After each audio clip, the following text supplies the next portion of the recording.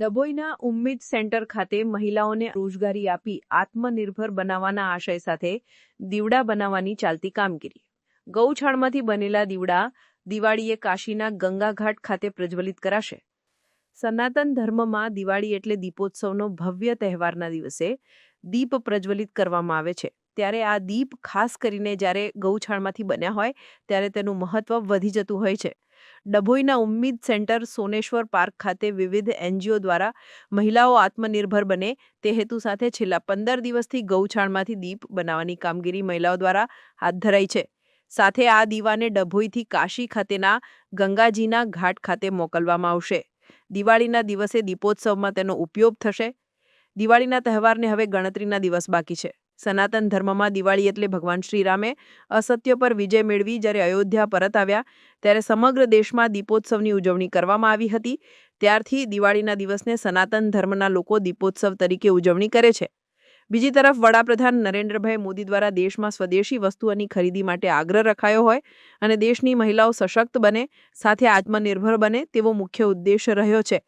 તેવામાં ડભોઈ ખાતે આવેલ ઉમ્મીદ સેન્ટર સોનેશ્વર પાર્ક ખાતે વડોદરાની સંસ્થા society for Indian develop, Reva women's welfare foundation તેમજ નરનારાયણ દેવ ચેરિટેબલ ટ્રસ્ટના સંયુક્ત ઉપક્રમે આત્મનિર્ભર ભારત અને સ્વદેશી વસ્તુની ખરીદી તેમજ મહિલા સશક્તિકરણને ઉજાગર કરવા હેતુ ગૌછાણમાંથી ડભોઈના સ્લમ વિસ્તારની મહિલાઓને રોજગારી આપી હતી.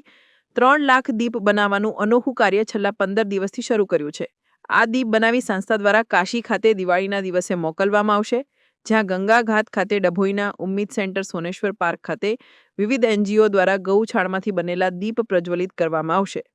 सशक्त स्त्री समृद्ध समाज हमारे श्री यशस्वी श्री प्रधानमंत्री मोदी जी का सपना है कि बहनें हमारी आत्मनिर्भर बने, आत्मनिर्भर भारत हो. बस उसी उद्देश्य के साथ, उसी सूत्र के साथ हम यहाँ पे गाय के गोबर के दियों का निर्माण करवा रहे हैं.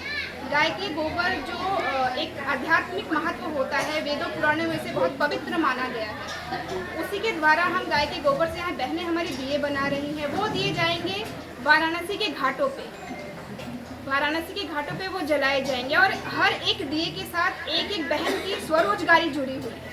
तो हमारा यही उद्देश्य है कि हम इस साल 3 लाख दिए बनाएं, जिससे हमारी बहनों को एक रोजगारी प्राप्त होगी. आध्यात्मिक महत्व तो होगा ही, साथ ही साथ जो नरेंद्र भाई मोदी का है सपना स्वदेशी अपनाओ, वो भी होगा इसमें और आत्मनिर्भर भारत भी बनेगा.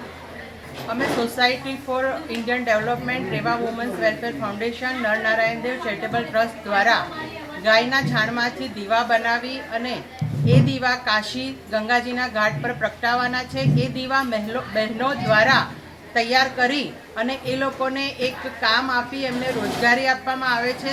ત્યાર પછી આ દીવા દેવ દિવાળીના દિવસે કાશીમાં પ્રગટાવવાના છે, જેનું એક બહુ મોટું મહત્ત્વ છે કે તે દિવસે કાશીમાં દેવો ત્યાં સ્નાન કરવા માટે આવે છે અને ત્યાં માતા પિતા અને પ્રિયજનોના નામના દીવા પ્રગટાવી અને એક પુણ્ય અને મોક્ષની પ્રાપ્તિ થાય છે.